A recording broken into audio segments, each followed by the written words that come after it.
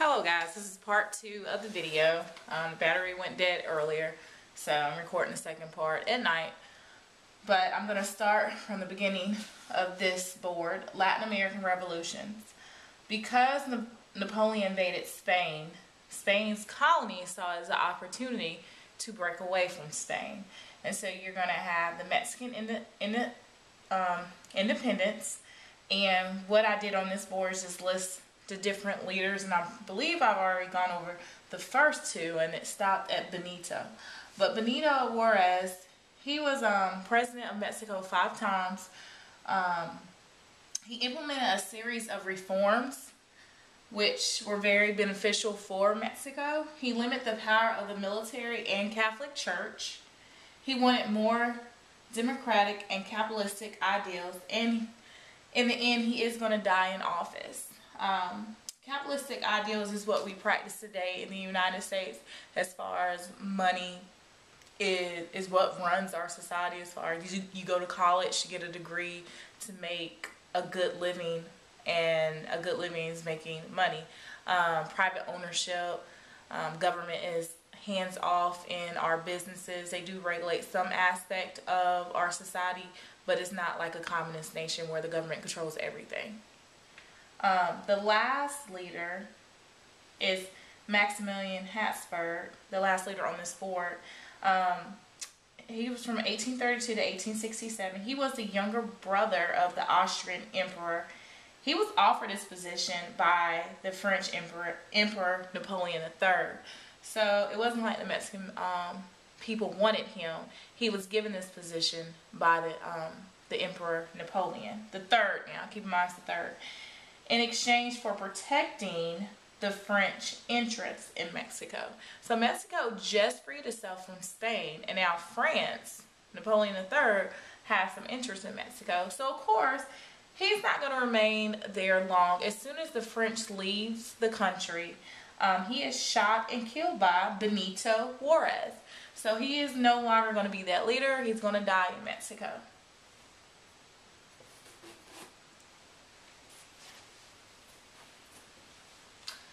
Now let's go to Central America, and we can identify this on your map so you know where Central America is. It's between North America and South America.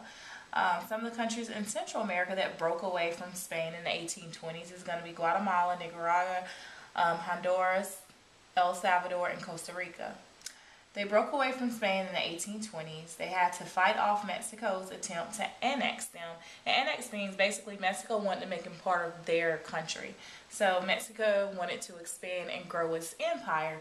So although they were able to remove Spain from the area and gain their independence, then they had to worry about Mexico, which is right above these countries, trying to take over their lands.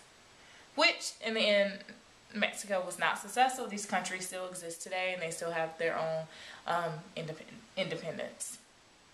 Simon Bolivar and St. Martin, they're very important when you look at South America. Simon Bolivar led an uprising which freed Venezuela from Spanish rule. He also is going to free Colombia, Ecuador, Peru, and Bolivia.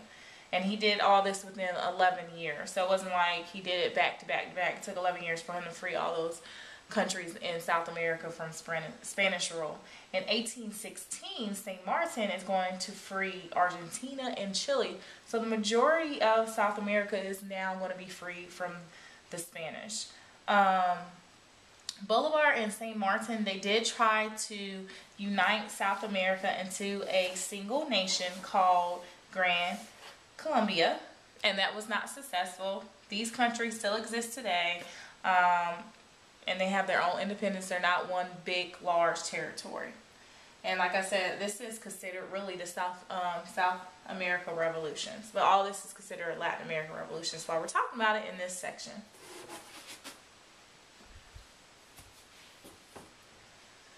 So let's look at Brazil. That's also in South America, but Brazil was mainly owned by the Portuguese.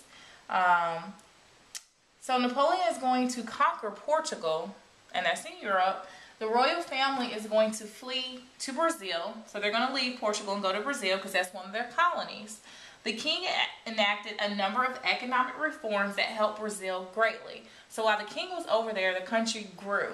And so it was a benefit to the country to have the king over there.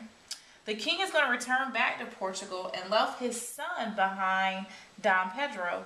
He granted Brazil their freedom as a reward for their loyal service, for hosting him. So Brazil didn't even have to go to war to fight for their freedom.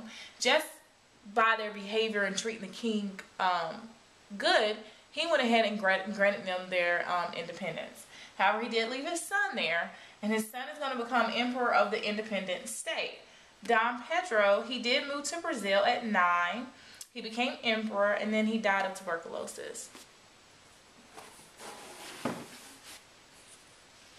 Now, looking at the Latin American revolutions, and just looking at the Latin American area today, looking at Central America, Mexico, and South America, was these revolutions a success? Even looking at Haiti, were they truly a success for those countries? Because in the end, despite winning independence, Latin America generally remained economically and politically unstable and very socially conservative.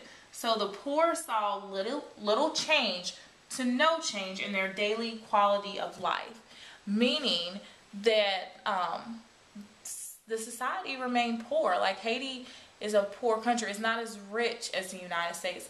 A lot of these areas, like Haiti, people leave to come to the United States because we are a rich country. So the question is, were these revolutions a success? Again, that is your opinion. You can argue either way. But it's just a question I wanted to ask you guys.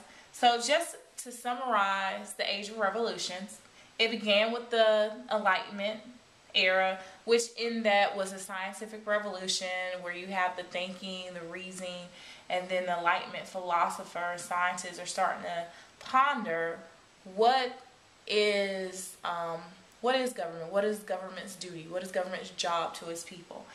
And the different beliefs such as John Locke, Montesquieu, Rousseau, Voltaire had a huge impact on these different countries that had a revolution. The American Revolution, the French Revolution, Haiti Revolution, and then the Latin American revolutions.